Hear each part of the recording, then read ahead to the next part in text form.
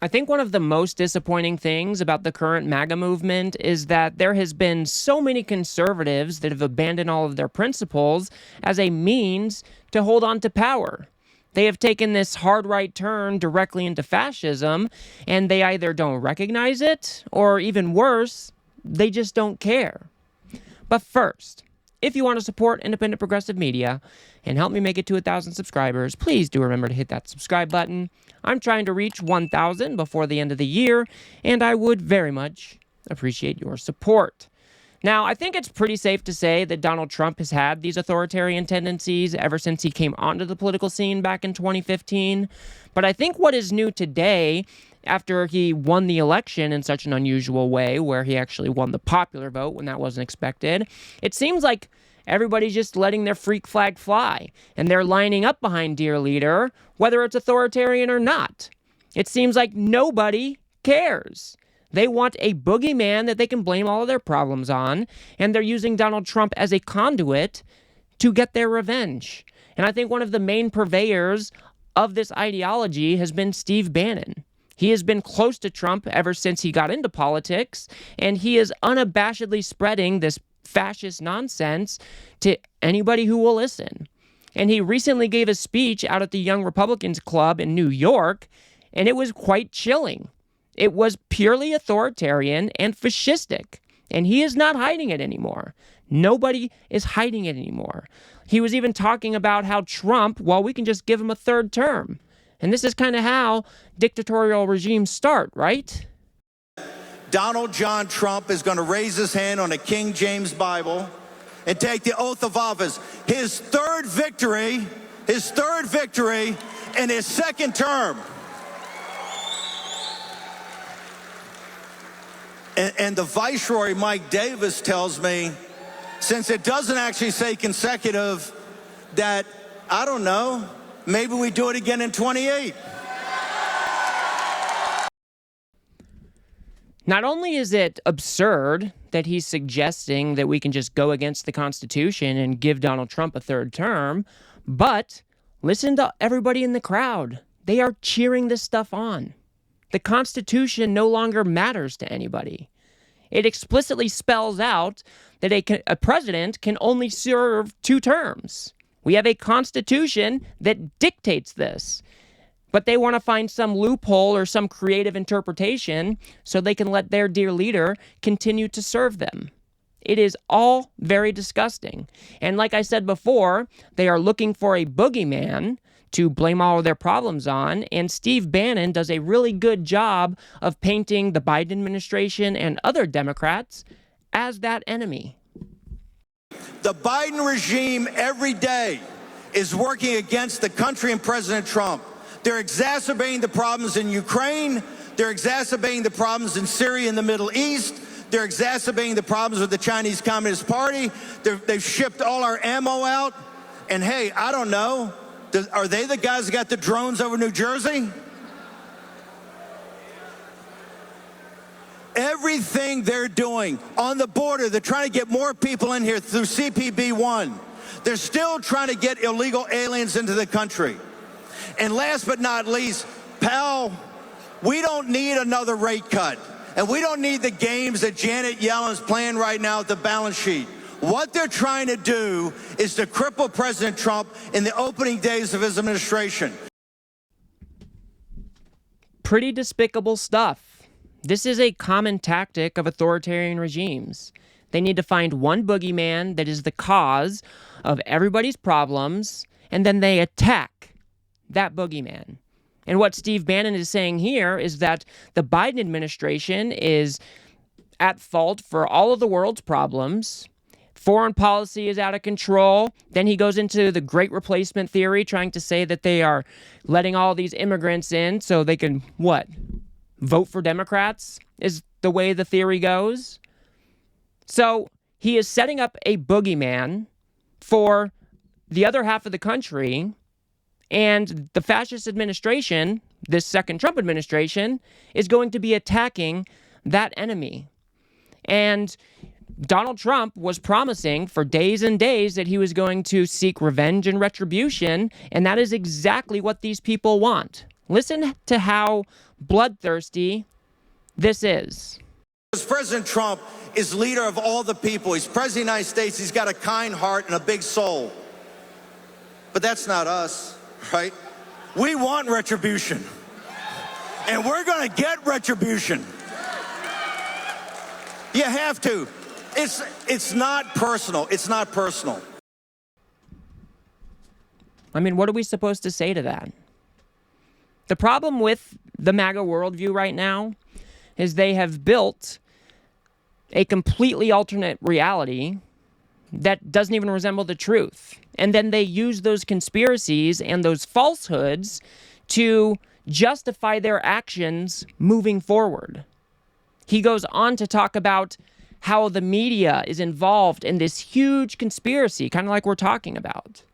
And then they use these false pretenses to execute their agenda. They never in a million years thought we'd be back in power. And they need to learn what populist nationalist power is on the receiving end. I mean investigations, trials, and then incarceration. And I'm just talking about the media. Should the media, Mike, where's the viceroy? Should the media be included in the vast criminal conspiracy against President Trump and his followers?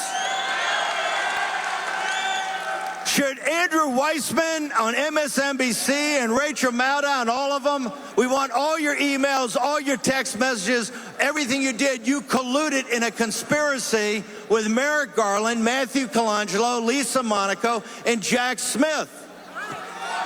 This is not me saying it. Benny Thompson's on TV saying, give a committee a pardon. Lock them up and throw away the key. This is insane. What is he saying here? He's saying that people like Rachel Maddow, any news outlet, any opinion show that has been critical of Donald Trump, well, those people have been in cahoots with people like Jack Smith, who was prosecuting Donald Trump. They've been in cahoots with the other parts of the justice system that went after Donald Trump to try to hold him accountable for the crimes that he broke. All of these people are part of a vast conspiracy to bring down dear leader. And they use this false pretense to justify their actions moving forward. We've already started to see some of this. We saw ABC capitulate to Donald Trump after they settled that lawsuit that no serious legal analyst said that Donald Trump would win. They capitulated. Then we saw Donald Trump is now going after Ann Selzer and the Des Moines Register because they put out a poll that he didn't like. So anybody who is critical of the fascist leader, Donald Trump, they must be silenced, they must be punished, there must be revenge and retribution. That is what Steve Bannon is saying, and that is what the crowd is cheering along. This is un-American bullshit. This is not how our country is supposed to function. How many times have we heard the Republicans talk about these banana republics? So they have created this conspiracy to justify turning the United States into a banana republic, where they're going to go after their political enemies on these trumped-up charges or baseless allegations just so they can cause pain to those people.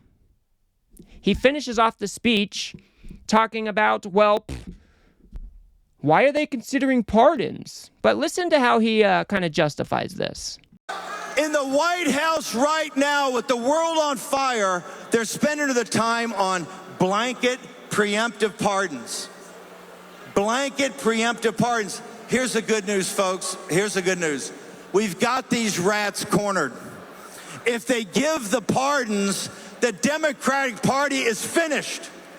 Amy Klobuchar and those people are telling you that. If they give, we dare you to give blanket preemptive pardons to anybody. If it happens, the Democratic Party is over. And if it doesn't happen, you're all going to prison. That's what the Chinese call a win-win, right? This is chilling stuff.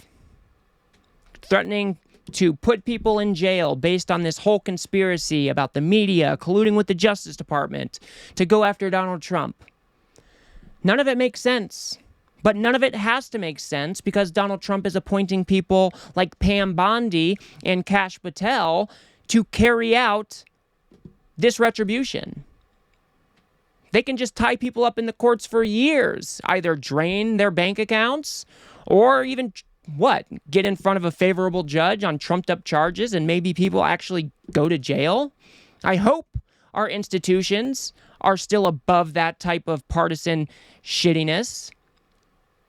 But we have seen time and time again our institutions under attack and not able to withstand Donald Trump and his movement. So I just don't understand where all of the principled conservatives went. We have a couple of them, people like Liz Cheney, Adam Kinzinger, but everybody else has seemingly bent the knee. They are lining up, doing these un-American things, going after their political opponents, threatening to do this or that, which is completely antithetical to the conservative values they espouse to uphold. So we are in a lot of trouble here, guys, and I don't know what the exact right solution is because these people are out for blood. They smell blood in the water after this election, and they are going for it, and they aren't even being shy anymore. So we got to pony up. We got to come together. We have to unify and put up a solid front against these fascist assholes and fight back in every way that we know how. We cannot just bend the knee and let them trample right over the top of us, because they will do that if we let them. So I will leave it there for now. If you guys got anything out of this video, please do remember to smash that like button and subscribe. Maybe share it with a friend or two. I'd very much appreciate that. Like I said, I am trying to reach 1,000 subscribers before the end of the year. I am in my final stretch with less than 60 to go, so I would very much appreciate your support. If you want to see how Donald Trump is using our legal system to go after a pollster that he doesn't like, go ahead and watch that video on the screen now. Otherwise, I'll see you guys on the next one.